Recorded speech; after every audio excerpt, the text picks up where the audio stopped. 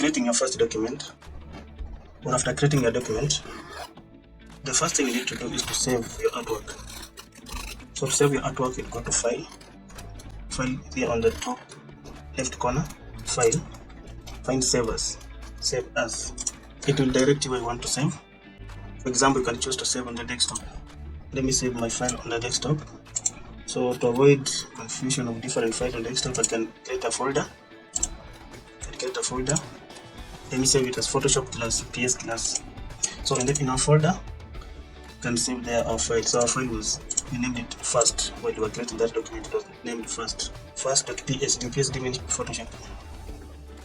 Press and save. So our document has been saved.